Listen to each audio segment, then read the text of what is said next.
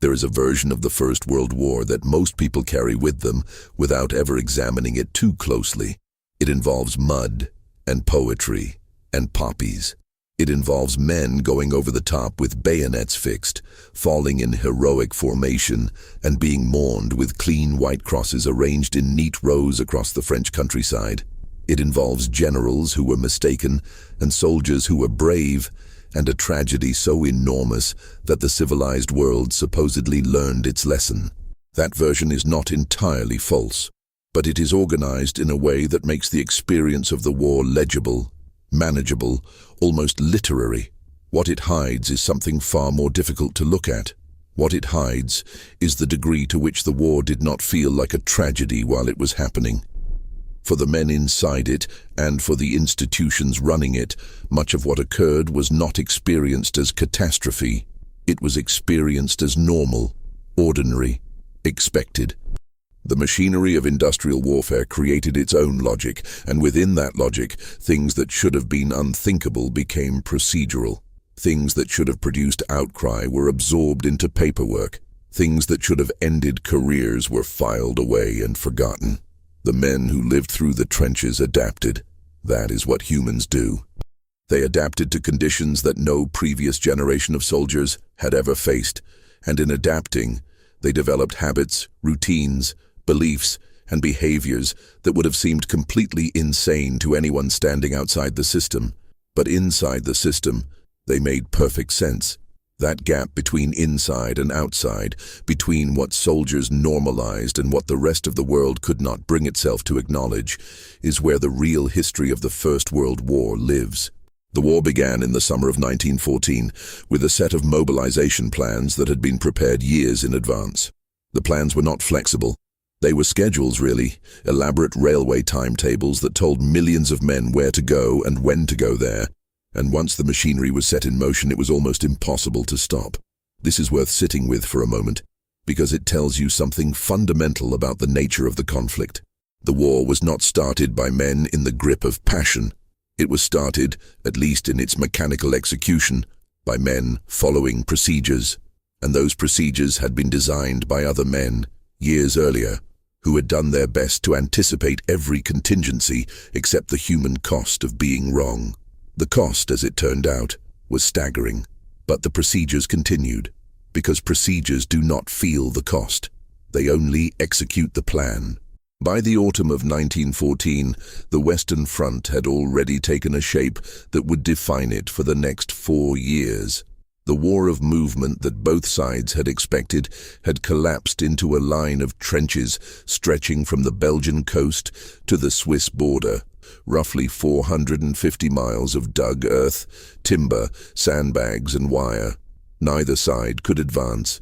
Neither side could retreat without catastrophic political consequences. So they stayed. And in staying, they built something. They built a society, really. An underground civilization with its own geography, its own language, its own economy, its own hierarchy, and its own moral framework. That framework is what this script is about. Not the battles, not the generals, the habits, the things that soldiers came to accept as simply how things were. The first and perhaps most fundamental of these habits was the acceptance of filth as a permanent state of being. Not temporary filth, not the kind of dirt you accumulate on a long camping trip and then wash off when you get home. Permanent, biological, grinding filth that became part of the body itself. Men in the front-line trenches could go weeks without removing their boots. The reasons were practical enough. If you took your boots off in a flooded trench, you might not be able to get them back on when your feet swelled. If you took them off in a quiet moment, a bombardment might begin before you could replace them. So boots stayed on, and inside those boots, feet rotted. The condition was called trench foot, and it was an epidemic that the military authorities initially refused to acknowledge because acknowledging it would have meant acknowledging the conditions that caused it. The symptoms progressed from numbness to swelling to a dark discoloration of the skin to something that looked and smelled remarkably like the early stages of gangrene. In severe cases, toes came off in the boot. Men learned to recognize the smell of their own tissue breaking down, and they described it to one another in the matter-of-fact way that you might describe a blister. It was simply something that happened, something you dealt with, something you documented on the sick report if it got bad enough to affect your ability to stand at the fire step. The filth extended far beyond the feet. In the winter months, when the clay soil of Flanders became a soup of mud and standing water, men were coated from the ankle up with a grey paste that dried into their clothing and cracked when they moved. Washing facilities in the front line were essentially non-existent. Water was a resource allocated primarily for drinking, and in areas where the water table was high and the shell craters were filled with a mixture of groundwater, rainwater, and what could not be named, the question of which water was safe to drink was genuinely uncertain. Men drank from shell holes when canteen water ran out. They knew what might be in those shell holes. They drank anyway because dehydration kills faster than contamination, and that calculation, made calmly and repeatedly, tells you everything you need to know about how quickly the hierarchy of survival reorganized itself in the trenches. Hair went unwashed for weeks at a time. Uniforms accumulated layers of use that could not be removed without access to a bath and a change of clothes, neither of which was available in the front line. The smell of a trench, according to accounts from men who served in them and then lived long enough to write about it, was something that did not have a prior reference point. It was not simply the smell of unwashed men, though that was part of it. It was the smell of wet clay and cordite and rotting wood and the particular sweetish odor of decay that came from the areas of no man's land where the dead of previous offensives had not been retrieved. That smell was so constant that men stopped noticing it. Their olfactory systems simply recalibrated. They could no longer detect it as an odor distinct from the general atmosphere. This is a measurable neurological phenomenon, sensory adaptation, and it happened to hundreds of thousands of men simultaneously. They stopped smelling the decomposition of human beings because their brains decided it was just the background noise of existence. Lice were universal. Every man in the trenches had them. This was not a matter of personal hygiene or individual circumstance.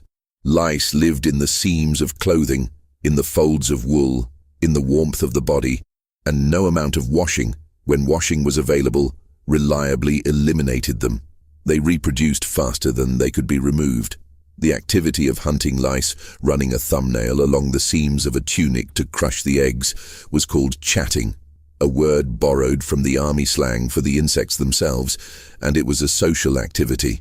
Men did it together in rest periods, sitting in dugouts or communication trenches, picking through each other's clothing with a methodical patience that would have seemed bizarre in any other context, but which, in the trenches, was simply a way of passing time and maintaining a degree of bodily control in an environment that otherwise offered none. Letters home described it. Diaries documented it.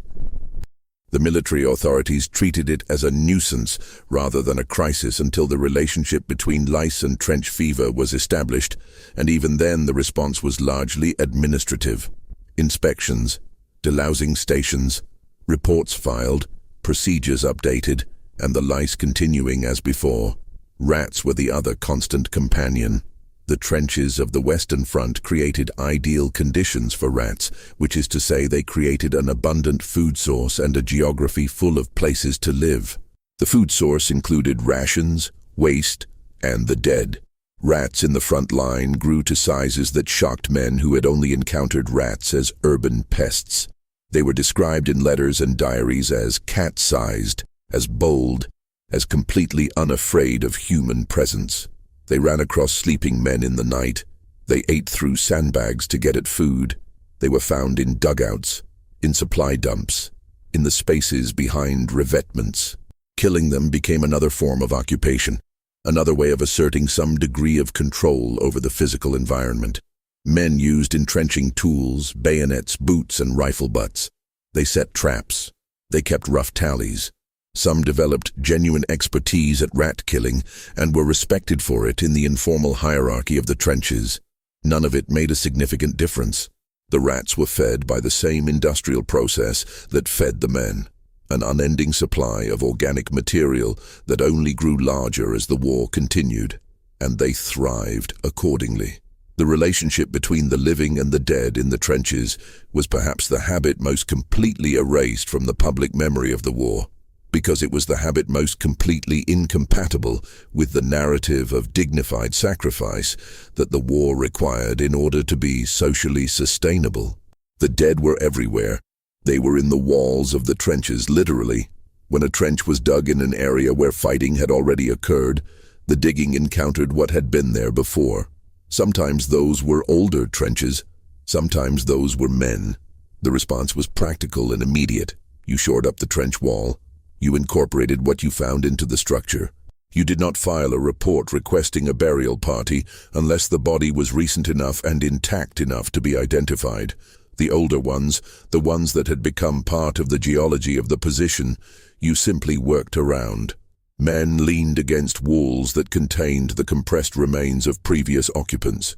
They walked on duckboards that were laid over ground they did not look at too closely. They reported it to no one because there was nothing to report. It was simply how the trench was built. In no man's land, the situation was more acute because the dead, they were often more recent and less integrated into the landscape. The armies had agreements, informal and not always honored, about the retrieval of dead during quiet periods. But quiet periods were not as common as they might seem from a distance, and the dead of a failed attack were frequently left where they fell, because retrieving them under fire was simply not an operation that could be authorized. The bodies remained. They were visible from the fire step. They were sometimes close enough to be spoken to, which men did in some units, as a habit born of proximity, not as a gesture of grief, as a habit, a form of address that required no response and asked for none. After enough time, the bodies became landmarks. Men navigated by them. A particular corpse in a particular position in no man's land became a reference point in a way that was purely functional and required no commentary on the fact that it was a man who had a name and a family and a reason for being there that had nothing to do with being a navigational marker. The categories for dealing with the dead were administrative. Each army had procedures for recording deaths, for managing personal effects, for notifying next of kin. These procedures varied in their efficiency and their honesty, and as the war ground on and the scale of death made the procedures harder to execute faithfully, certain shortcuts became standard practice. Men were listed as killed in action when the specific circumstances of their deaths were unknown or unpleasant. Men were listed as missing when their bodies could not be found, which in the context of artillery bombardment could mean a great many things. The forms existed. They were completed. They were filed. The gap between what the forms said and what had actually happened was understood by the men doing the filing, and it was accepted as a necessary feature of the system rather than a corruption of it. The paperwork was not lying, exactly. It was managing the distance between institutional language and physical reality, and everyone in the chain from the section officer who completed the initial report to the War Office clerk who filed the final notification understood that distance existed and chose not to name it. Sleep in the trenches was something that bore little resemblance to what the word normally implies. The formal system divided time in the front line into periods of watch, work, and rest, with rest meaning that you were not required to be actively standing at the fire step or moving materials. It did not mean you were somewhere safe or quiet. Dugouts offered partial protection from the weather and somewhat more from shell fragments, but they were damp, they were crowded, they were infested with the same lice and rats as the rest of the trench, and they were rarely deep enough to provide more than a marginal degree of protection from a direct hit. The sound of artillery was constant in most sectors for most of the war. Men learned to sleep through it.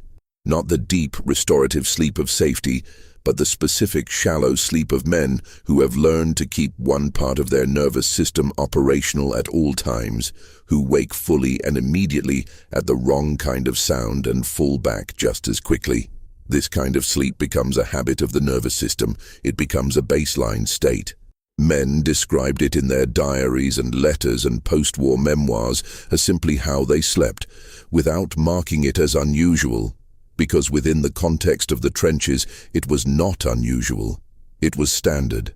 The standard working day in the front line involved what the army called stand to, which occurred at dawn and at dusk. the two periods of lowest visibility that were considered most likely for an attack.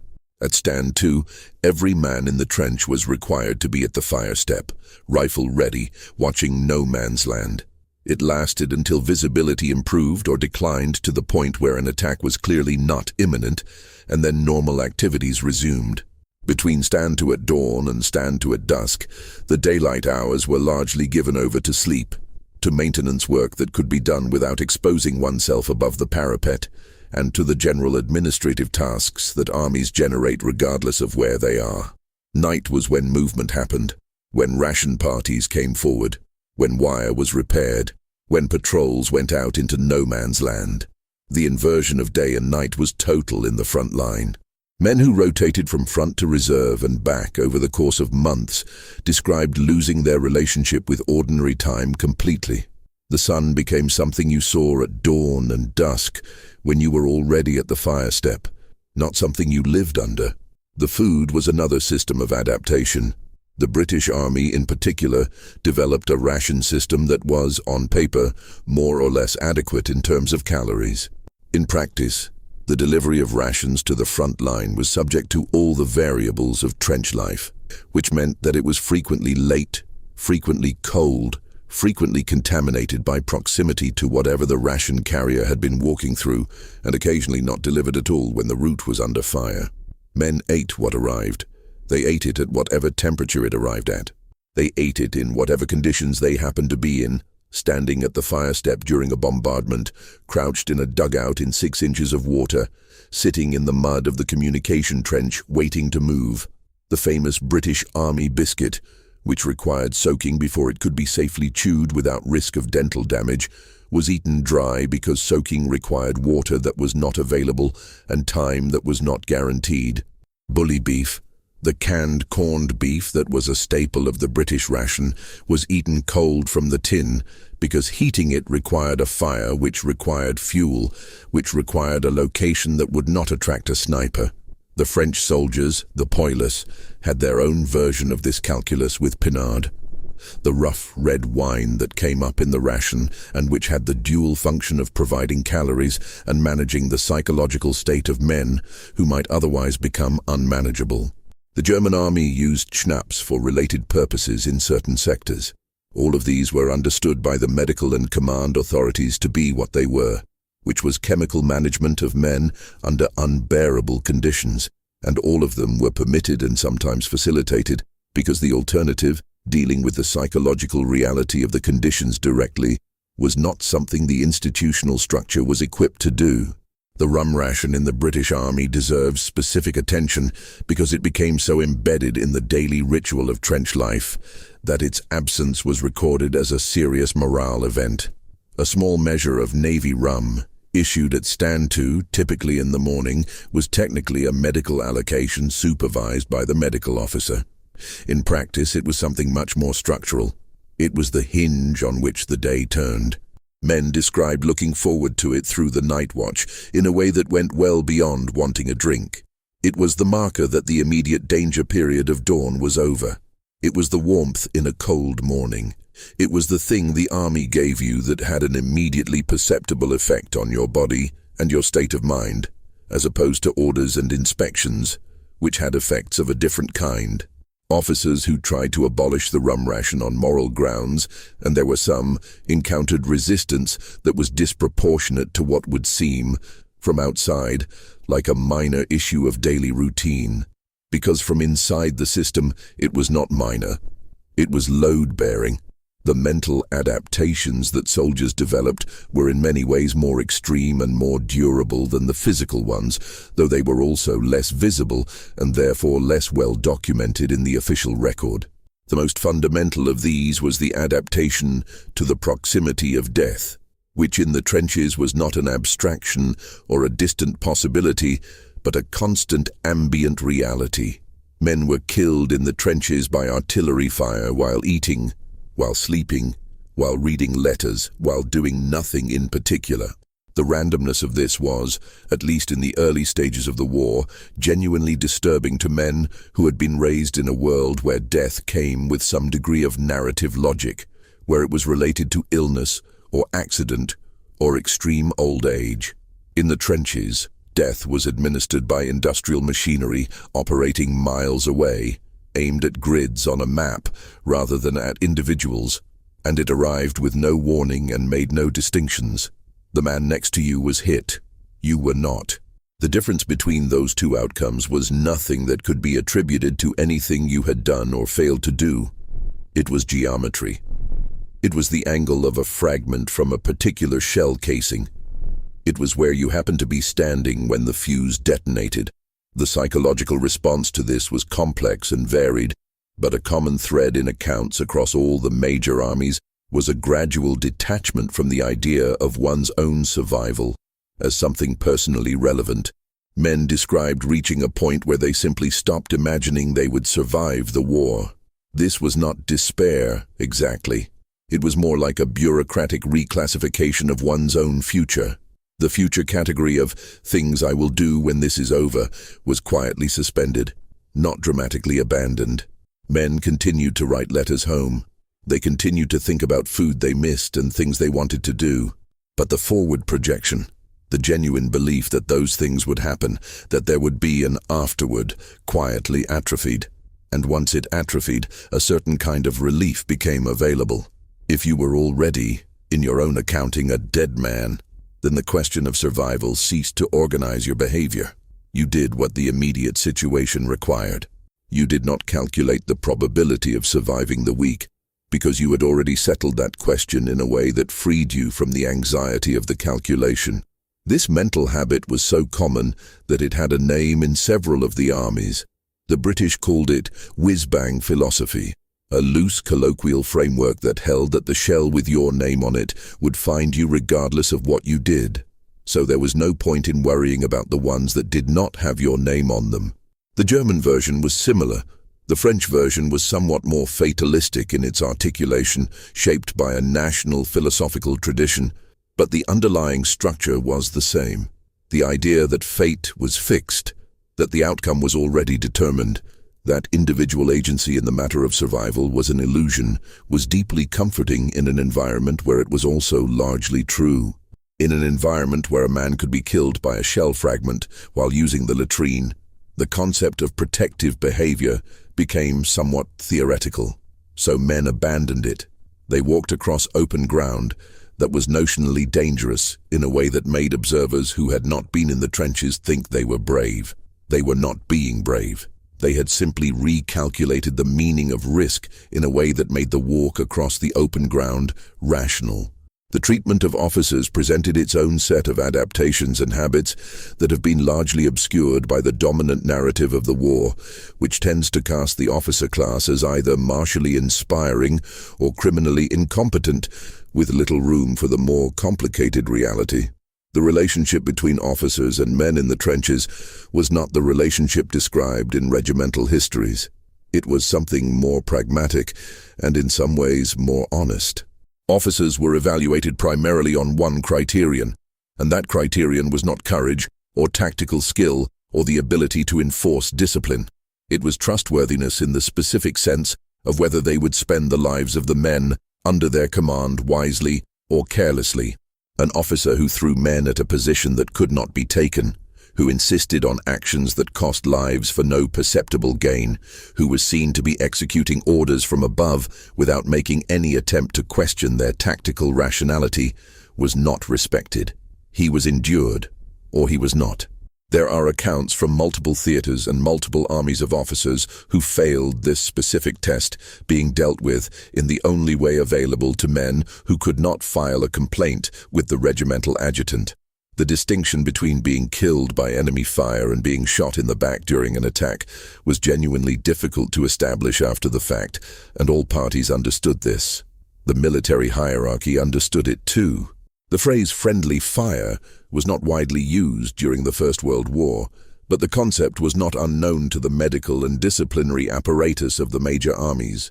The reports from Gallipoli, from the Somme, from Verdun, from Passchendaele, occasionally contain language that implies a death was anomalous in a way that was not entirely explained by enemy action, and the institutional response to these anomalies was almost universally to close the inquiry as quickly as possible. Not because of a conspiracy, but because reopening it would have required an examination of conditions that no one at the institutional level wanted examined. It was easier to file the death under the standard categories and move on to the next report. Discipline in the trenches was its own adaptation. The formal disciplinary structure of the major armies during the First World War included punishments that would be recognized today as torture. Field punishment number 1, which was a formal sentence available to officers commanding courts-martial, involved strapping the convicted man to a fixed object, typically a wheel or a post, for 2 hours a day for up to 21 days, often in a location exposed to enemy fire, certainly in weather conditions that were frequently extreme. This was a legal sentence. It appeared in the regulations, it was recorded in the punishment books, and filed with the appropriate administrative authority. Men were sentenced to it for absence without leave, for insubordination, for drunkenness, for the spectrum of minor offenses that any disciplinary system generates, and sometimes for offenses that reflected the specific pressures of trench life in a way that the formal categories did not quite capture. They were tied up, they served their time, they returned to their units. The punishment appeared in the records and was administered according to the procedures. No one at the institutional level who reviewed those records was required to imagine what it felt like to be tied to a post in February in Flanders. The death penalty for cowardice and desertion was another formal feature of the system that became normalized in a specific and troubling way. During the war, the British Army executed 306 men for military offenses, the majority of which were desertion or cowardice. The phrase "shot at dawn" became part of the vocabulary of the war. What has been less discussed is the procedure surrounding these executions, which was bureaucratic in a way that exposes the institutional logic of the whole system. A man was tried by a field general court-martial, which could be convened with relatively informal procedures and which did not require legal expertise in its composition. A conviction required a simple majority of the 3 officers who typically constituted the court. The sentence was reviewed up the chain of command, and at various points in the chain, officers who had no direct knowledge of the man or his circumstances made decisions about whether to confirm or commute. The medical evidence about the man's psychological state, evidence that in many cases would have indicated what we now call combat stress reaction or post-traumatic stress disorder, was frequently dismissed or not sought. The execution was carried out by firing squad drawn from the man's own unit, which placed the men who had served with him in the position of executing him for a failure of nerve that many of them privately understood. After the execution, the unit was assembled and the circumstances were announced, and then the unit was dismissed and the work of the day continued. The specific habit I want to draw attention to here is not the execution itself, but the normalization of the procedure. By the middle years of the war, field general courts-martial were routine. The paperwork was familiar. The chain of review was understood. The officers who reviewed the cases developed a kind of administrative efficiency with them that was entirely consistent with how they handled other administrative matters. They were not monsters. They were men operating within a system that had made certain procedures routine, and they executed the procedures routinely. In the literal sense of that word, the medical system created its own set of normalized horrors. The volume of casualties during major offensives exceeded the capacity of the medical infrastructure by margins that were not trivial. At the Somme on the first day, the 1st of July 1916, the British Army suffered approximately 57,000 casualties, of whom nearly 20,000 were killed. The medical system had been planned for a successful offensive, with a manageable number of walking wounded. It had not been planned for what actually happened. The result was a system that prioritized the operable over the mortally wounded, with a clinical efficiency that required its practitioners to make decisions that, in peacetime, would have been considered extraordinary. The principle was not new. It had been developed and named before the war. Triage, from the French word for sorting, was a medical doctrine that assigned casualties to categories based on the likelihood of survival with treatment. The third category, those unlikely to survive regardless of treatment, were set aside. They received morphine when it was available. They were not operated on. They died. The men who made these decisions were doctors. They had taken oaths. They continued, in most cases, to think of themselves as healers. The adaptation required to make the triage decision and then move on to the next case and make it again was not something medical training had prepared them for. What prepared them was repetition. The sheer volume of casualties, repeated over the weeks and months of a major offensive, created a kind of procedural fluency. The decision about which category a man fell into was made in a few seconds. It became a skill in the technical sense. The medical officers who were best at it were efficient. They could process more cases. The language used in medical reports reflected this efficiency. Men were passed, held, evacuated. The passive construction was not accidental. It removed the individual decision from the language while keeping the outcome. A man was not sorted into the third category by a specific doctor who made a specific judgment. He was assessed as non-viable for surgical intervention. The form was filled out. It was filed. Prosthetic limb fitting was another aspect of the medical system that acquired a bureaucratic normalization that was remarkable in its scope. By the end of the war, the British Army alone had processed tens of thousands of amputees. The prosthetic industry expanded to meet the demand. Men were fitted with artificial limbs according to their rank and their employment prospects, a system that was explicit rather than implicit. An officer was considered to have different prosthetic needs than a private because his social and professional expectations were different. The functional prosthetic, designed for a man who would return to agricultural or industrial labor, was different from the cosmetic prosthetic designed for a man who would appear in professional social contexts. Both were assessed, recommended, and issued according to a schedule. The men fitted with them were evaluated for their ability to operate them effectively. The evaluation results were noted. The system worked.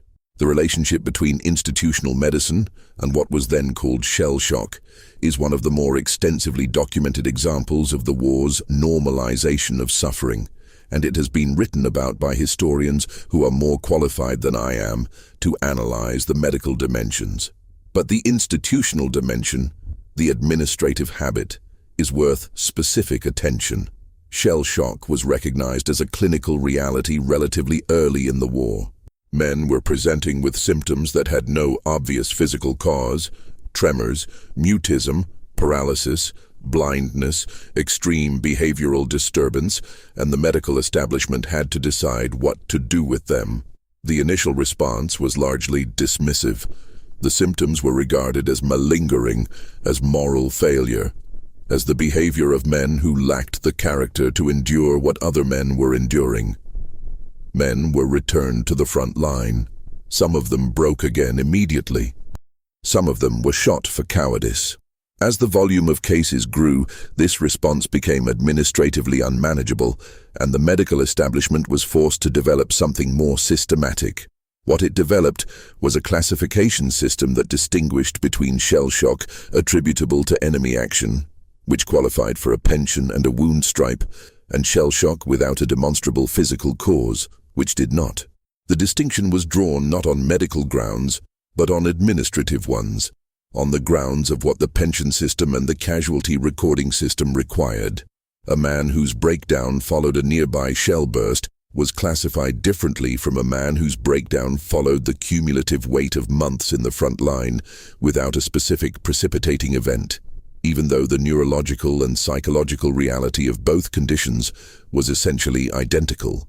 The forms had categories. The categories had criteria. The criteria were applied. The men were classified. The pensions were calculated or not calculated.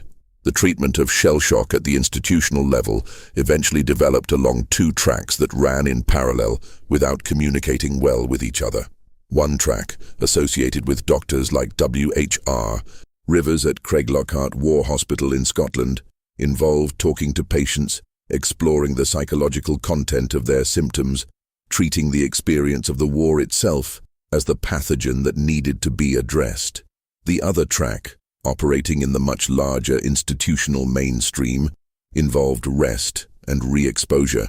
The idea that the symptoms would resolve if the patient was removed from immediate danger, rested, and then gradually reintroduced to conditions that approximated the front. The goal of both tracks, regardless of the philosophical differences between them, was the same. The goal was to return the man to duty. The therapeutic system was oriented, at its institutional core, toward the production of soldiers. Men were treated in order to be reused. The treatment was genuine in many cases. The doctors were not cynical in many cases. But the system within which they worked had a purpose, and that purpose was not the health of the individual. It was the maintenance of the fighting strength of the army. Both of those things could be true simultaneously, and they were. And the men who worked within the system understood that they were and found ways to live with that understanding. Noise was a dimension of trench life that is difficult to convey in text because it was not just loud, but physiologically transformative. The sound of artillery in a major bombardment exceeded the threshold of physical pain. It was not experienced only as sound, it was experienced as pressure, as vibration, as a continuous assault on the body that passed through the ear and became a kind of weather. Men who survived major bombardments and returned to civilian life were frequently profoundly deaf in ways that were permanent and progressive. This was documented. It was known. It was filed under acceptable operational losses in a way that had no formal paperwork, but was pervasive in the institutional culture. The medical examination records for the early years of the war show men being accepted for military service with hearing that would disqualify them from civilian occupations. By the later years of the war, the threshold for what counted as acceptable hearing had shifted because the alternative was not having enough soldiers. Men who could not hear a normal conversational voice were past fit for service. They went to the trenches. They endured the bombardments. They came back more deaf, if they came back at all. The paperwork noted their condition and calculated their pension entitlement, if any, and the next man came forward for examination. The sounds of the trench at night were their own education. Across the wire, at distances that ranged from a few dozen yards to several hundred depending on the sector, were other men in other trenches, men in different uniforms who spoke different languages and had been handed different versions of the same reasons for being there. At night, in quiet sectors, the sounds of the opposing trench were audible. Voices, coughing, the specific sounds of maintenance work, the tap of a hammer on timber, the scrape of a shovel, sometimes singing. The German soldiers in particular had a reputation among British and French troops for singing at night, and the accounts of British soldiers describing the experience of listening to German singing from across no man's land have a quality that is difficult to categorize. It was not hatred. It was not sympathy exactly. It was the specific intimacy of men who were close enough to hear each other breathe and who could not, under any circumstances, acknowledge that intimacy in any practical way. They were required, by the logic of the situation, to kill each other if the opportunity arose. The opportunity arose most reliably during the set pieces of offensive operations, which were daytime events involving noise and movement and the full mechanical momentum of industrial warfare. At night, in the quiet, there were voices across the wire, and men listened to them and did not comment on listening. The Christmas truce of 1914 is the most famous example of what happened when the formal structure of hostility was briefly suspended, and it has been handled in the historical memory with a kind of protective sentimentality that transforms it from what it actually was into something more manageable. What it actually was, in the sectors where it occurred, was a pragmatic agreement between men at the immediate tactical level that the formal state of war was temporarily inconvenient for both parties and could be set aside. Men came out of their trenches and exchanged tobacco and buttons and photographs of their families. They helped each other bury the dead that had been lying in no man's land since the autumn. They stood next to men they would be trying to kill again in 24 hours, and they talked about food and weather and things at home, and the talking was genuine And the connection was genuine, and none of that changed what came after. The military high command of both sides was disturbed by the truce, not because of any sentimental concern, but because it represented the assertion of human judgment over institutional procedure at the lowest level of the hierarchy. And if that assertion was permitted to stand, it was potentially contagious. The orders that followed, forbidding unauthorized communication with the enemy, were not about security. They were about procedure. They were about maintaining the organizational clarity that required men to experience the other side as an abstraction rather than as people who also disliked the cold. The truce did not repeat itself in 1915, or not in the same way or on the same scale. The war had by then become too large and too organized for the spontaneous suspension of its logic at the local level. The machinery was running properly. The men had been processed by it long enough to have adapted. The connection that the truce had briefly made visible had been recovered by procedure, and procedure was what made the whole thing work. Sniping was one of the activities that required a specific psychological adaptation that was rarely discussed in the formal literature of the war, but was extensively described in the informal record of diaries and private letters. The sniper's role was straightforward. He waited, in concealment, for an enemy soldier to expose himself above the parapet. And he shot him. The shot was aimed at a specific individual. It was not the artillery's impersonal geometry. It was a man seeing another man through a telescopic sight and making the decision to fire.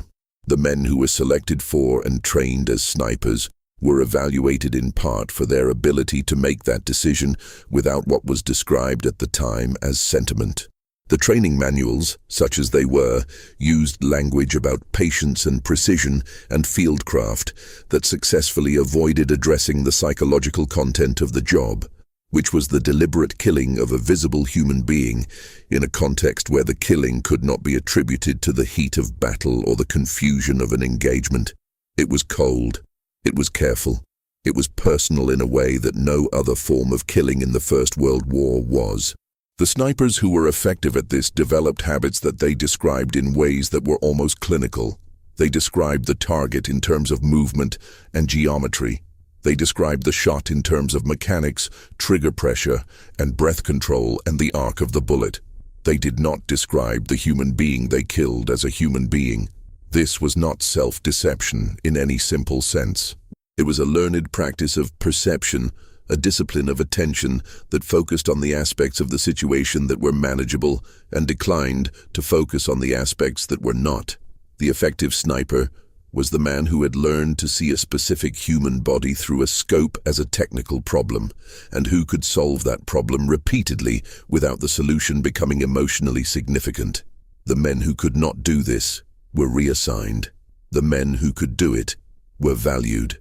The value was measured in confirmed kills, which were recorded in unit reports with the same administrative efficiency as any other metric of operational performance. The use of gas changed the nature of suffering in the trenches in a way that still had not been fully processed when the war ended. Chlorine, phosgene, and eventually mustard gas were introduced in succession by the German army and then used by both sides. And each new agent produced a category of casualty that the medical system was not prepared for. Chlorine gas, if inhaled in sufficient quantities, produced pulmonary edema, a filling of the lungs with fluid. Men drowned in their own bodies. Phosgene was more effective and less visible, a colorless gas that often produced no immediate symptoms, so that men who had been exposed walked back to the aid post feeling ill, but not catastrophically so, and then deteriorated rapidly over the following 24 hours as the damage to the lung tissue progressed. Mustard gas was a vesicant, a blister agent, which attacked the mucous membranes and the skin and the eyes with a chemical burn that was rarely fatal, but was comprehensively disabling. Men blinded by mustard gas were treated at the eye hospitals that were established in the rear areas of the Western Front to handle the volume of this specific casualty, and the volume was sufficient to support a dedicated institutional infrastructure, which tells you something about the scale. The adaptation to gas in the trenches was the gas mask, which was initially a pad of chemically treated gauze held over the face with tapes, and which evolved over the course of the war into the box respirator, an effective protection against the agents in use at the time. The drill for donning the gas mask was timed. Men trained to get the mask on and sealed within a specified number of seconds. Because the effect of the more dangerous agents was sufficiently rapid, the delay was fatal.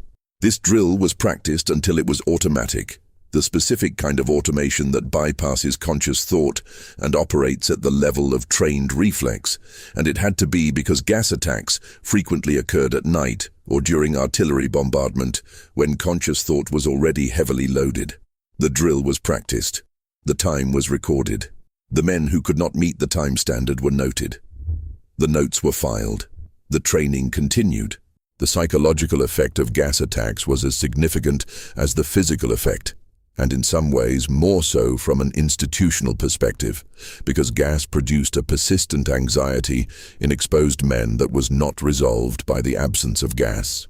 The sound that preceded a gas attack, the particular hiss of a gas release or the characteristic sound of a gas shell, produced a conditioned response in men who had experienced it, an immediate full-body alerting response that activated faster than conscious thought. Men who had been through gas attacks described waking from sleep at sounds that resembled the gas sound, diving for their masks before they were fully awake, unable to return to sleep afterward.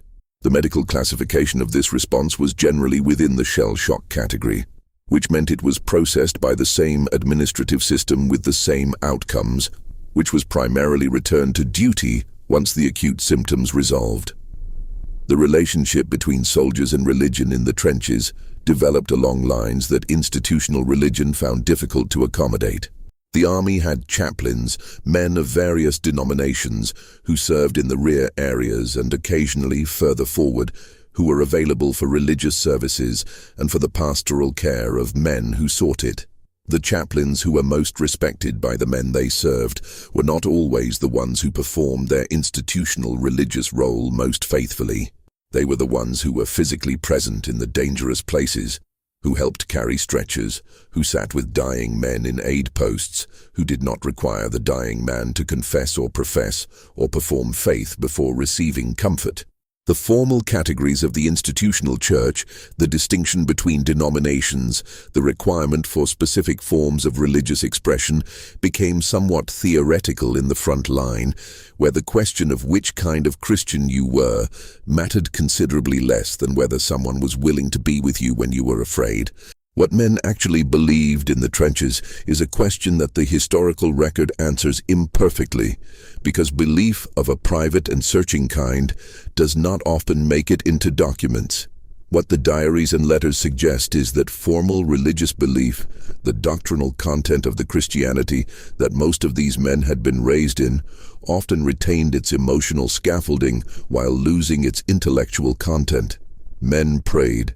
They carried religious objects. They had lucky charms that were treated with a seriousness that blurred the line between faith and superstition. A particular bullet casing kept in the breast pocket, a letter from home folded a specific way, a coin from a country not involved in the war. These objects were carried with a care that implied they were understood to confer protection, and the understanding was maintained in the face of ample evidence that they did not, because the alternative, carrying nothing and believing nothing, was experienced as more dangerous. The belief was useful, its content was secondary. The men who carried religious objects and lucky charms were the same men who understood perfectly well that their neighbor had been killed by a shell fragment that the lucky charm had not deflected, and they carried the charms anyway, because the charms were not really about deflecting fragments. They were about maintaining a relationship with the idea that your survival was not entirely random, that something, somewhere, was attending to you, even if the evidence was equivocal. The postal system was one of the institutional structures of the war that actually worked, and its working had consequences for the psychological condition of the men in the trenches that were not trivial. Letters from home arrived with reasonable frequency in most sectors for most of the war. They were censored, outgoing letters by the officer in the unit, and incoming letters occasionally by the base postal authorities, though the censorship of incoming mail was less systematic. The habit of letter writing developed a specific grammar in the trenches, a set of conventions about what could and could not be said. Some formally prohibited by the censorship regulations, and some self-censored by men who did not want to produce in their families the specific kind of anxiety that honest description would have generated. Men wrote about weather and food and their companions, and the things they had seen in the surrounding landscape that were not the things that defined the landscape. They wrote about birds. There are an extraordinary number of letters from the Western Front that mention birds, not as a literary device, but as a genuine observation, because birds continued to live and move in the landscape of the trenches, and watching them was a way of remaining connected to a category of experience that was not organized by the war. Men wrote about birds, and they meant what they said about birds, and they also meant something else, something about the existence of things that continued regardless. The letters home were also, in many cases, the last communication a family received from a man who was subsequently killed, and the correspondence between the family's last letter from him and the official notification of his death represents one of the most acute human experiences the war produced, and one of the least documented in the institutional record. The War Office notification was a telegram, initially, and then a letter of condolence from the officer commanding the man's unit, and the letter was frequently composed according to a template that had been developed precisely because the volume of deaths made individual composition impractical. The template varied by unit and by the quality of the officer completing it, but it typically contained specific elements. The nature of the death, often described as instantaneous even when it was not, because this was understood to provide comfort. The courage and character of the man, described in general terms that could apply to almost anyone, and the condolences of the officer and the unit. The gap between the template and the reality was understood by the officer completing it, and the completion of the template was understood as a specific duty of the role, like any other administrative task. It was done. It was sent. The family read it and understood something had happened, and did not understand nearly everything about what had happened, and the gap between those two understandings was the space in which the war's social management operated. The specific adaptation required of medical orderlies and stretcher-bearers was arguably more psychologically demanding than that required of combat soldiers, because their job placed them in the proximity of suffering rather than the proximity of danger. And suffering, especially suffering you cannot resolve, is differently corrosive than fear. Stretcher-bearers carried wounded men from the point of wounding to the regimental aid post, and the distances involved and the conditions of the ground were such that this was frequently a physically extreme task conducted under fire.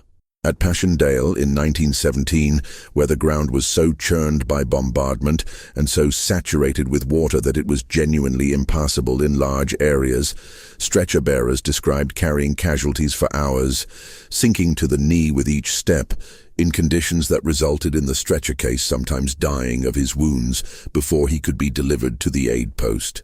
The stretcher-bearer had, in this case, spent hours in extreme physical and psychological effort for an outcome that was not recoverable. And then he went back for the next one. The habit that made this possible is not adequately described as courage. Courage is a quality that operates in the face of fear and can be narratively resolved. What stretcher-bearers developed was something more like a functional indifference to outcome, a disconnection of their behavior from the results of their behavior that allowed them to continue performing the behavior regardless of the results. It was a habit of the mind. It was protective. It was, in many cases, permanent. The artillery, which was responsible for the majority of casualties on all sides throughout the war, had its own institutional culture that insulated the men who operated it from the human consequences of their work in a way that was structural rather than individual. The artilleryman fired at a grid reference. The grid reference corresponded to a position on a map. The position on a map corresponded to a physical location in the landscape. The physical location contained men. The artilleryman knew this in the abstract. He did not see it. He calculated the angle of his barrel, he loaded the round, he fired, and he observed the fall of shot through binoculars, or received a correction from an observer, and adjusted his aim. The men in the target area were not visible from the gun position. They were a number on a report, a grid reference on a map, an adjustment to the next round. The separation between the act of firing and the consequence of firing was not accidental. It was a feature of the technology that also served as a feature of the psychology. The industrialization of artillery meant the industrialization of killing at a remove, and the men who did it adapted to the remove rather than to the killing, because the killing was not something they directly experienced. Counter-battery fire, the targeting of enemy artillery positions by one's own artillery, was the form of artillery warfare in which the crews of individual guns could most clearly understand themselves as the direct target of enemy fire, because the shells that fell on gun positions were aimed at gun positions, and the men who served the guns could see that they were aimed at gun positions. This produced a specific form of operational stress among artillery crews that was formally recorded in medical reports as being distinct from the stress of infantry in the front-line trenches. The artilleryman's fear was not of the casual random shellfire that killed infantrymen at unexpected moments. It was the specific fear of being specifically targeted by an enemy who had located his position and was now systematically trying to destroy it. The experience of that specific targeting, shell after shell, arriving in closer and closer brackets as the enemy ranged in, was described by survivors with a specificity of language that suggests its distinctiveness as a form of experience. It was not the random death of the infantryman. It was the systematic death, the experience of being the object of organized lethal attention. Men adapted to it with the same repertoire of habits that infantry used, and it was classified by the same medical categories, and the outcomes were largely the same. The question of what was done with the bodies, the physical management of the dead, was one of the most extensive bureaucratic projects of the war, and one of the least acknowledged in the public memory. Each of the major armies developed systems for the recording and registration of graves, the collection and identification of the dead, and the establishment of burial grounds in the rear areas. The British Graves Registration Commission, which became the Imperial War Graves Commission and eventually the Commonwealth War Graves Commission, was established during the war specifically to manage this function, which gives you a sense of the scale. The scale was such that a dedicated institution was required. The institution had staff, procedures, forms, and a reporting chain. Men were employed in it whose specific job was the management of the dead, and they developed the professional routines and the emotional adaptations of any other specialized occupation. The identification of the dead was only sometimes possible. Men were killed in ways that made identification difficult or impossible. Artillery fire could be comprehensive in this respect. The system responded to this administrative reality by developing categories for unidentifiable remains, categories that appear in the burial records as unknown British soldier or equivalent formulations, and by developing language for the notifications sent to families that manage the absence of specific information within the framework of dignified military language. The family of a man who had been disintegrated by a direct artillery hit received a letter that described his death in general terms, consistent with the template for killed in action notifications. The family of a man who had been identified from his identity disc and buried in a marked grave received essentially the same letter. The template did not distinguish between these cases. The template was not designed to distinguish between them. It was designed to manage the notification of death at the volume the war required, and that volume required consistency and efficiency rather than specificity. The habit of recording everything, of generating paperwork as a response to every contingency, was perhaps the most pervasive institutional habit of the war, and the one that most fully reveals the nature of the organizational mind that ran it. The British Army in particular was a bureaucratic structure of extraordinary density. Every unit maintained a war diary in which the daily activities, casualties, weather, and administrative events of the unit were recorded. These diaries were required to be maintained regardless of circumstances, which means they were maintained during artillery bombardments, during attacks, during retreats, during the periods of administrative breakdown that accompanied major operations. Reading them, the war diaries, is a specific kind of experience, because they record events in a style that is designed for administrative legibility rather than human comprehension. A day that resulted in the death of most of the unit's officers and a third of its men might be recorded in a paragraph. The paragraph would note the time of the operation, the objectives, the outcomes in terms of ground gained or lost, and the casualty figures. The casualty figures were numbers. The numbers had names in other documents, in the casualty records that were maintained separately and cross-referenced with the war diary by the staff officers whose specific function was the maintenance of the unit's personnel records. The names had faces in the letters and photographs that their families kept. The faces had histories that the administrative record did not record, because the administrative record was not designed to record histories. It was designed to record operational facts. The operational facts were recorded.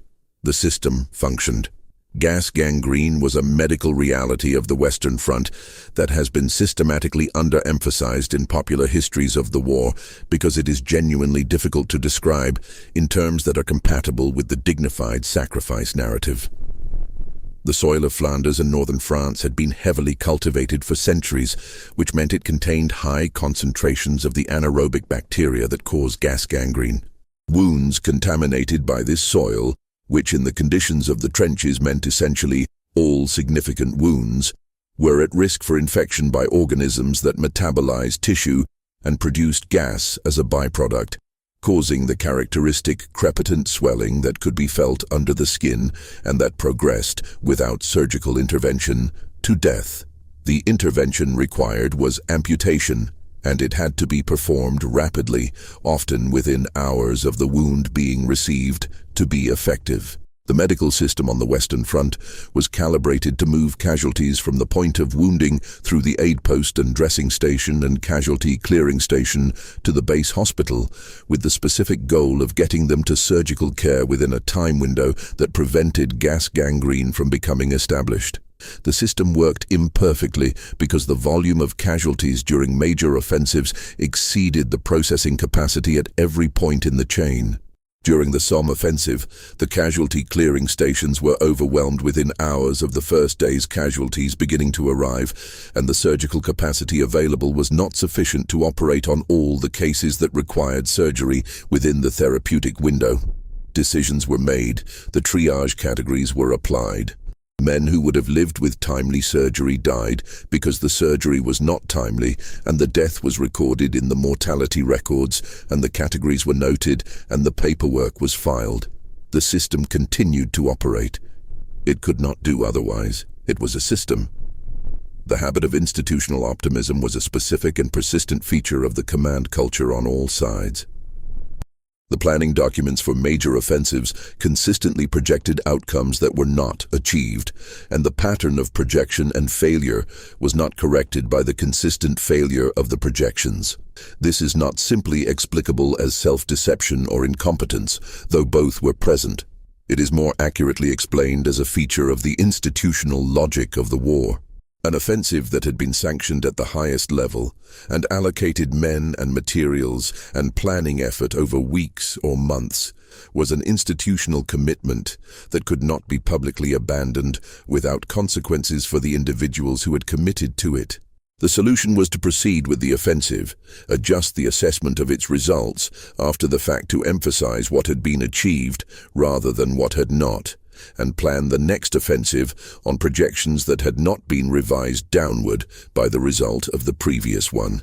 The men who lived through the gap between the projection and the reality had access to both data points. The institution had access only to the projections and the outcomes as officially characterized because the characterization was also institutional. The paperwork described the paperwork. The war diaries reported what had been accomplished. The accomplishment was defined in relation to what had been attempted, and what had been attempted was defined in relation to what had been projected, And what had been projected was defined by the institutional requirements of justifying the operation in the first place. The circularity was complete and self-sustaining. Humor in the trenches developed along lines that reflected the specific psychology of men who had been placed in conditions that had no legitimate humor in them, and who had discovered that humor was nevertheless necessary for survival.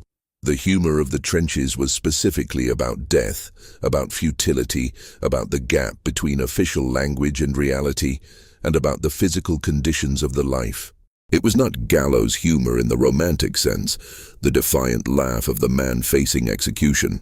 It was something less dramatic and more durable, the consistent ironic deflation of everything that was presented to the men as serious and important. Orders that announced an attack as the operation that would break through the German lines, an announcement that had been made multiple times in the preceding months and years, with results that were before everyone's eyes, were received with a specific kind of humor that did not express itself as open mockery, but as a shared understanding that required no words. A particular look, a pause, the continuation of whatever you had been doing before the order was read out. The humor was in the shared knowledge that the claim was not believed, and that everyone present knew it was not believed, including, in many cases, the officer reading the order, who was also not entirely certain he believed it, and who had learned to read orders in a way that did not require him to perform complete conviction. The songs of the trenches expressed the same ironic framework. The official music that military bands played at inspections and ceremonial occasions was one thing. The songs that the men sang to themselves while marching, while waiting, while working, were another. They used the melodies of popular songs and hymns and replaced the lyrics with texts that commented on the war with an explicitness that official culture could not accommodate. The food, the officers, the generals, the official communications, the strategic situation, the physical conditions, the activities of specific personnel both near and far, all were addressed in lyrics that ranged from complaint to obscenity to something approaching genuine despair, expressed in a comic register, because the tragic register was not available in a social context that required continued functioning. You could not perform genuine grief in the presence of men who had to keep functioning, because genuine grief was contagious, and contagious grief was operationally disabling. You could perform ironic commentary on grief. That was not contagious in the same way. It was, in fact, cohesive. It was a form of shared acknowledgement of a shared reality that bound the men who shared it without requiring them to be, in any formal sense, broken by it. The rotation of units between the front line, support, reserve, and rest was a feature of the British and French systems that was designed to prevent the complete psychological destruction of the combat infantry, and it partially succeeded, which tells you something about its design.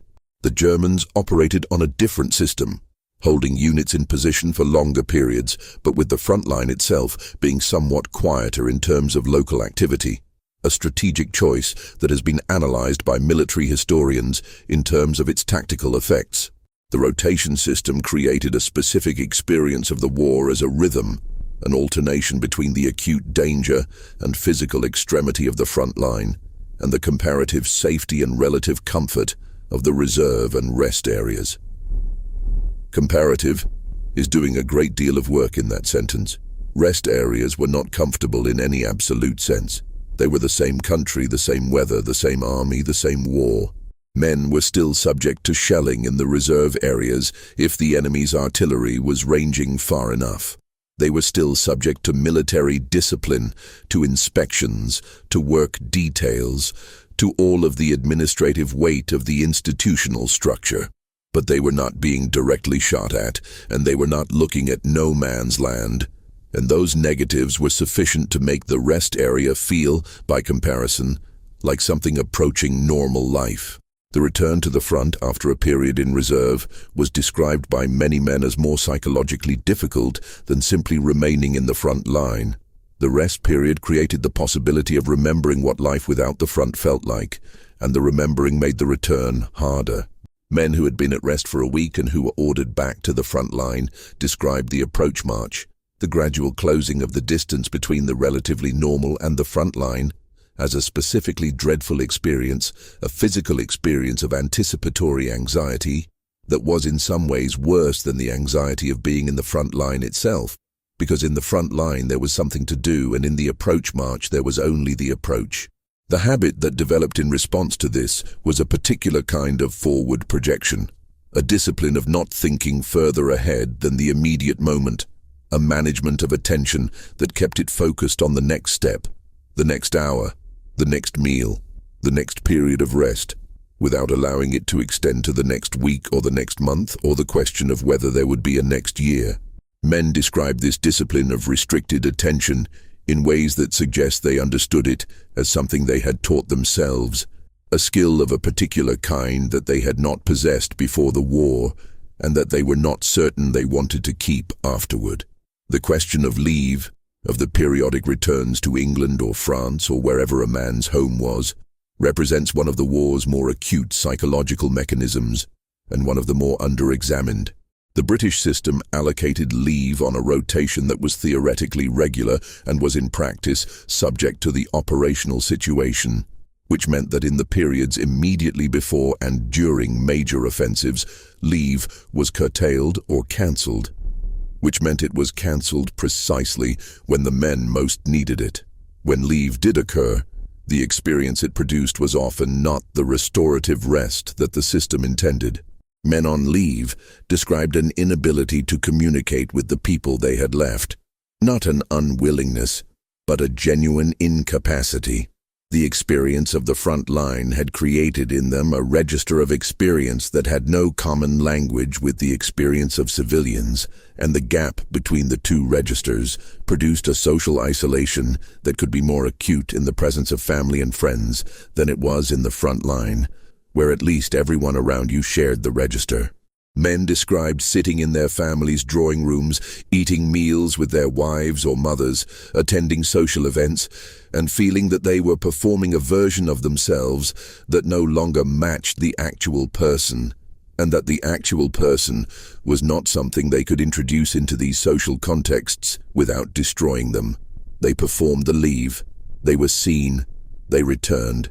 The leave was recorded in the unit's administrative documents. It was cross-referenced with the rotation schedule.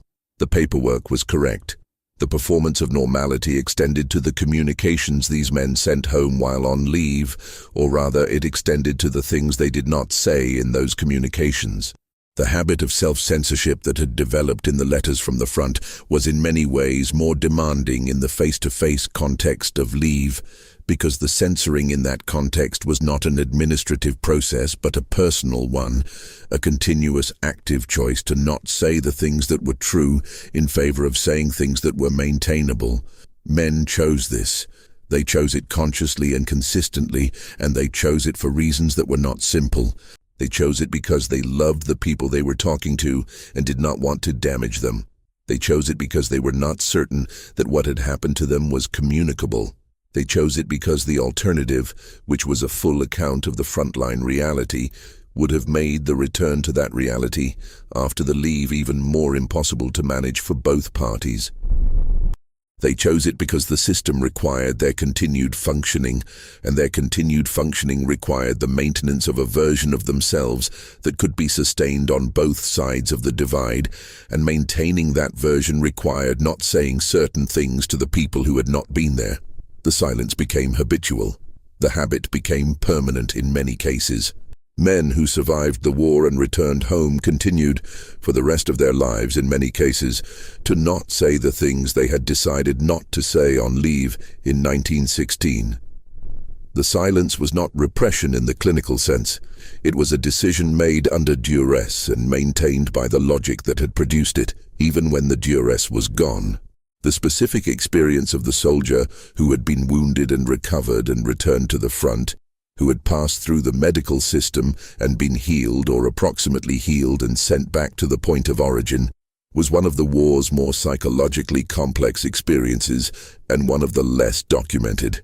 The return to the front after recovery from wounds carried a specific burden that the initial arrival in the trenches did not. The initial arrival was experienced with the ignorance of what the trenches would be. The return was experienced with full knowledge. Men who returned after recovery described knowing precisely what they were going back to and being required to go back to it anyway. And the specific quality of that knowing was different from fear in the ordinary sense. It was more like a grief for the life they had briefly recovered, the life of being in a hospital, of being cared for, of having a wound that was visible and recognized and treated, of being in a relationship with their own suffering, in which the suffering had institutional acknowledgement. The return to the front ended that relationship. The wound healed. The status of wounded was revoked. The man became a soldier again. The paperwork was updated. He went back. The treatment of prisoners of war by both sides produced institutional habits that were documented in the formal records and understood differently by different parties.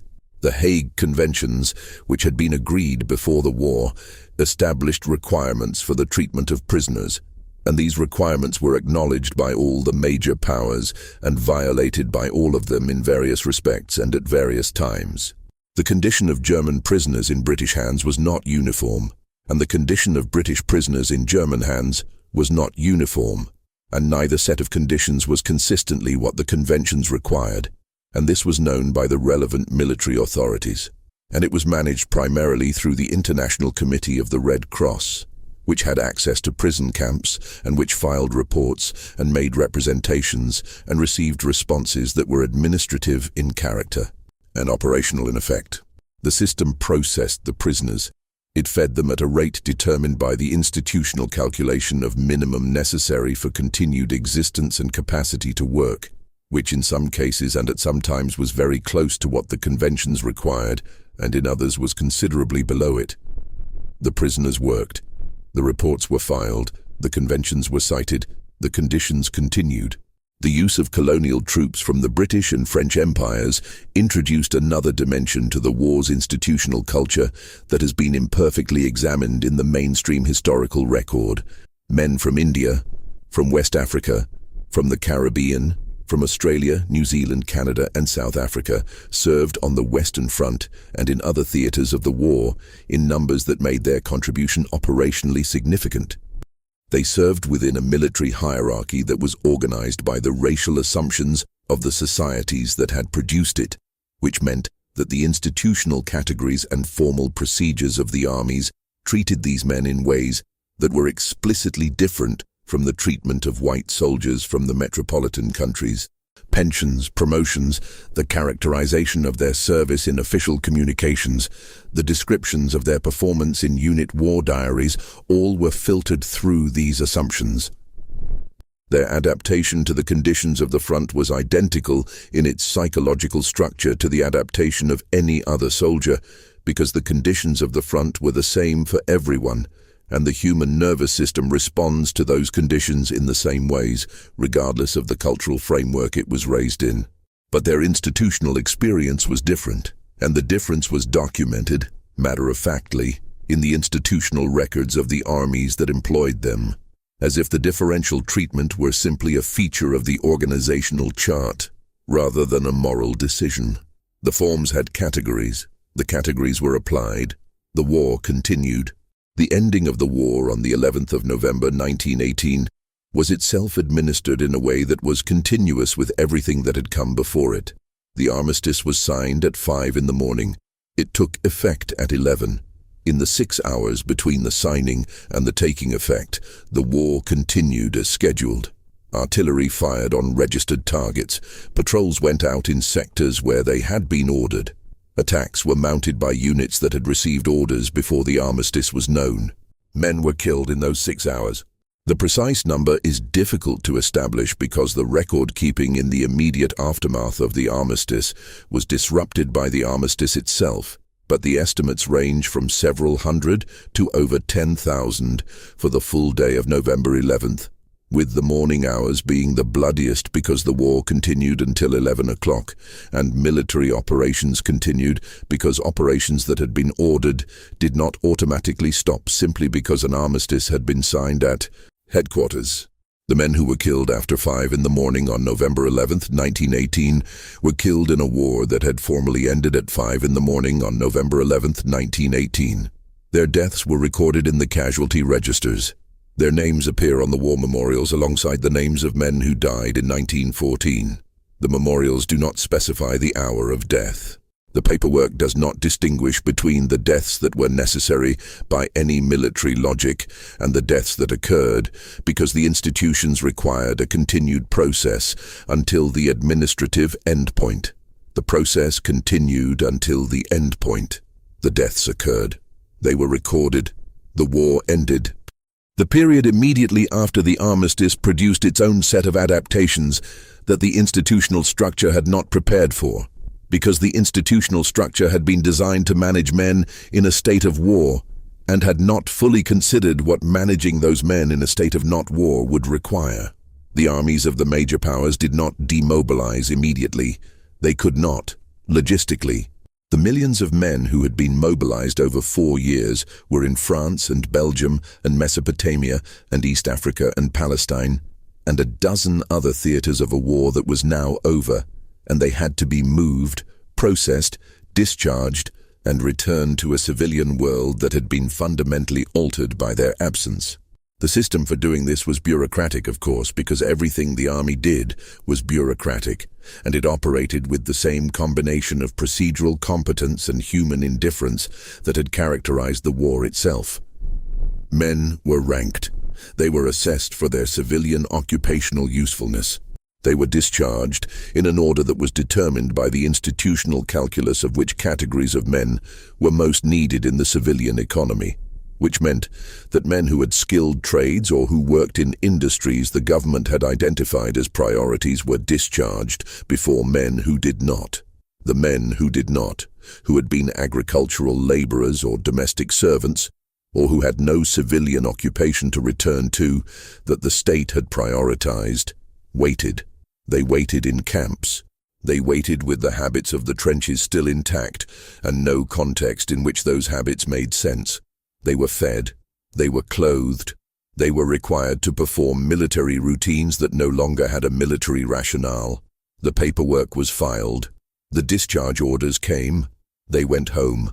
The home they returned to was not the home they had left, partly because 4 years had changed it, and partly because 4 years had changed them. And the two changes were not compatible in the ways that would have made readjustment straightforward. The men who had developed the habits of the trenches, the restricted attention, the detachment from outcome, the ironic deflation of claimed purpose, the specific relationship with physical danger and physical discomfort and the proximity of death, brought those habits into civilian contexts where they had no organizing logic. The man who could not sleep deeply because his nervous system remained set to the alert mode of the trenches was not a man who could immediately resume the role of husband or father or industrial worker in the way that the society around him expected. The man who had been trained to make rapid decisions about which of the men around him were likely to survive and which were not found, that this skill had no civilian application. The man who had learned to find meaning in the immediate and not to project forward, because projecting forward was a source of pain in an environment where the forward was uncertain, found that civilian life organized itself almost entirely around projection, plans, futures, careers, mortgages. The children who would be raised in the house that would be bought with the wages from the job that would be held by the person you were going to become. These men were in many cases not capable of performing these projections in the way their families and employers and communities expected them to, not because they were unwilling, but because the mechanism for performing them had been, not broken exactly, but recalibrated to a different environment. The recalibration was permanent in many cases. The literature on the psychological aftermath of the First World War is extensive, but the institutional response to that aftermath was minimal. There was no systematic provision for the psychological care of returning veterans. There were pension boards that assessed disability claims, and disability was defined in physical terms because the administrative categories had been developed before the understanding of psychological injury was sufficiently established to be incorporated into institutional procedure. A man who could not sleep, who could not maintain employment, who could not sustain relationships, who could not organize his future in the way that civilian society required, who drank too much or became violent or sat for hours in silence, staring at nothing that was visible in the room, was not, in the administrative categories of the pension system, disabled. He was disturbed. He was difficult. He was sometimes a problem for the community around him, and sometimes a problem for the police, and sometimes simply a problem that resolved itself when he died earlier than he should have, from causes that were not officially attributed to the war. The memorials that were built after the war, the great cemeteries of the Western Front, the Menin Gate, the Tipval Memorial with its enormous register of the missing, the thousands of local war memorials in the towns and villages of Britain and France and Germany and the other belligerent nations were architectural expressions of the institutional management of grief. They were designed by architects who thought carefully about the kind of experience they should create, about the appropriate relationship between the scale of the death and the scale of the memorial, about the language that should be carved into stone to manage the encounter between the visitor and the fact being memorialized. Rudyard Kipling, who had lost his only son at the Battle of Lewes in 1915, in circumstances that Kipling himself had arguably contributed to by using his literary influence to help the boy pass a medical examination that would otherwise have prevented his enlistment, was appointed literary advisor to the Imperial War Graves Commission and was responsible for selecting the biblical inscriptions that appear in the cemeteries. The inscription on the stone of remembrance in each major cemetery, "Their name liveth for evermore," is from the book of Ecclesiasticus. The inscription on the grave of every unidentified soldier, "Known unto God," is Kipling's own formulation. They are beautiful phrases. They manage the encounter between the visitor and the dead man in a specific way, directing the encounter toward a vocabulary of permanence and divine acknowledgement that is emotionally sustainable in a way that the alternative vocabulary, the vocabulary of institutional indifference and industrial death and the normalization of human expendability, is not. The alternative vocabulary was available. The men who had been there had it. Some of them used it in memoirs and novels and poems that appeared in the years after the war and that were initially less widely read than the official literature of commemoration. Siegfried Sassoon used it. Henri Barbusse had used it during the war itself in a novel that was published in France in 1916 and was read widely enough to be a cultural event. Ernst Junger used a version of it, though inflected by a different political and psychological framework that complicates the comparison. The war poetry of Wilfred Owen, which was not published until after the war and which has since become the dominant literary artifact of the British experience, used it explicitly and deliberately in poems that were structured around the gap between the official language of the war and the physical reality of the war's experience. Owen was killed 7 days before the armistice. His death was recorded in the casualty registers. The paperwork was filed. His poems were collected and published by his friend Siegfried Sassoon in 1920. They were read. They are still read. They describe what the institutional language did not describe and could not have described and was not designed to describe. The disease that killed more people than the combat of the First World War, the influenza pandemic of 1918 and 1919, is in some ways the perfect coda to the war's institutional logic. The pandemic began in the spring of 1918 and accelerated in the autumn, coinciding with the final months of the war and the beginning of demobilization. And it killed, in the most commonly cited estimates, somewhere between 50 and 100 million people worldwide. The military movements of the war, the transport of millions of men across continents and oceans, the concentration of populations in camps and trenches and staging areas provided the ideal conditions for the rapid spread of a novel pathogen. The institutional response to the pandemic in the military context was continuous with the institutional response to the war itself. It was recorded, it was classified. The medical officers filed reports. The chain of command was informed. Operations continued because operations could not be suspended for a disease that was, at the institutional level, a medical matter rather than a military matter, and the distinction between medical and military mattered enormously in an institutional structure organized around the primacy of military operations. Men who were too sick to fight were processed through the medical system. Men who were sufficiently recovered were returned to duty. The pandemic killed more soldiers than were killed in some of the war's largest battles. This fact was not concealed exactly. It was managed. It was placed in the category of medical casualty rather than operational casualty, and in that category it did not affect the operational record. The record was kept. The war, and then the pandemic, continued. The nations that had conducted the war emerged from it with a set of institutional habits that had been formed by 4 years of treating human beings as operational quantities and had not been reformed by the ending of the war because the institutions that had formed those habits were the same institutions that managed the peace. The Versailles Conference, which produced the treaty that formally ended the war, was conducted by the same governments, staffed in many cases by the same officials, organized around the same bureaucratic procedures that had organized the war. The treaty that resulted was itself a document, a form, an administrative expression of the outcome. It allocated territory and reparations and responsibilities in the precise language of institutional settlement. It created mandates and protectorates and frontier adjustments. It was filed. It was ratified. It produced consequences that were documented in the subsequent years in the records of the institutions that implemented it, and those consequences were administrative in character: complaints, objections, counterclaims, adjustments to the implementation schedule, and the institutions that managed them processed them with the same procedural efficiency that had processed everything else. The soldiers who had survived came home and grew older and died, most of them, without saying the things they had decided not to say, and the war they had been in was gradually replaced by a war of retrospective language, a war of memoirs and novels, and official histories and regimental records, and the steady accumulation of archive material that historians would later sort through. The archive was extensive.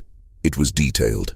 It contained, in its bureaucratic language and its forms and its casualty registers and its pension board decisions and its court-martial records and its medical reports, an account of what had actually happened that was more complete and more honest than the public narrative, because the bureaucratic language did not moralize and did not sentimentalize and did not manage the encounter between the fact and the reader. It simply recorded the fact. In the casualty registers of the Imperial War Graves Commission, there are the names of 888,000 British and Commonwealth soldiers who died in the First World War. Next to each name is a regiment, a rank, a date, and sometimes a grave location. The ones without grave locations are listed as having no known grave. The register does not explain what no known grave means. The register does not need to. The register is a document. It was designed to record. It records. The names are there. The dates are there. The war ended on the 11th of November 1918, and the last casualty registered in the Commonwealth War Graves Commission database died on the 11th of November 1918. His name is in the register. His date is in the register. There is nothing else.